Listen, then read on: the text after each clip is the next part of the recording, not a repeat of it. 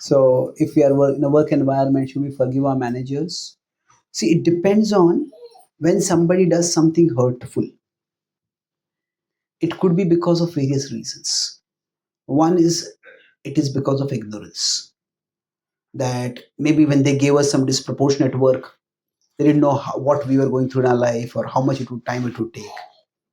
Or it could be because of incompetence. That maybe that person is in that role, but they don't have that skill.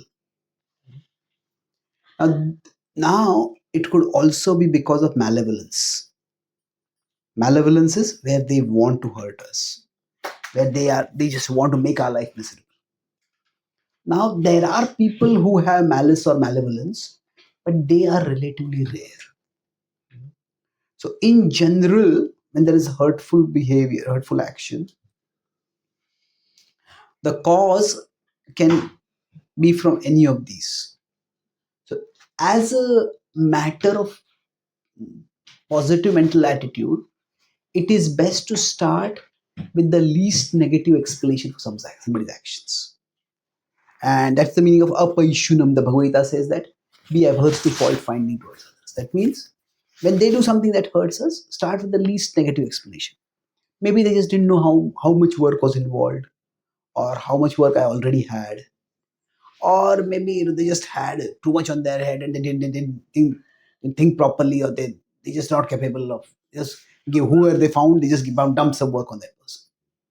So if it's ignorance, then I think it should be communicate with them and just let the past go.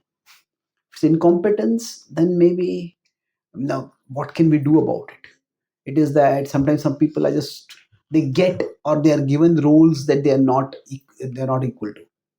Then maybe some ways it's not that they want to hurt us, but it's just that they don't have the skill. So somehow we can respectfully but appropriately share their load and take off their head the things which they are not competent at, or somebody else can do that. Then they're not a bad person. But malevolence, when it is there, that's when it's a serious problem. So now we could say Kaikai, she was not ignorant, but here was she incompetent? Incompetent in the sense that she did not understand that Manthara had her own agenda and she got influenced by Manthara. Now, see, that's the difference between the exile that the Kauravas were sent to and Ram was sent to. See, Kaikai had nothing directly against Ram. She just wanted to protect her son's interest. She felt that if Ram goes out of the kingdom for 14 years, Bharat will be able to show his ability and he will win over the citizens. And after that, Ram comes back also, he will not be a threat to Bharat's kingship. The Kauravas, they hated the Pandavas. And that's why they gave the condition of 12 plus 1 years. 1 year of Ajñatwas. And the idea was the Pandavas were so famous, it would be almost impossible for them to stay incognito. And he would surely find them and then send them again 12 plus 1 years. And that way he would keep them in the sea. He could have, at the time of gambling match itself, he could have said that lifelong we'll go to the forest. But the worst pain is caused to others not just by sentencing them to lifelong pain. It is by giving them hope and then smashing their hope.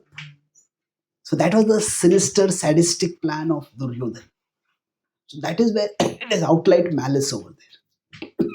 So I think we have to observe what is the cause and then act appropriately. Okay. One question Yes, comes please. here.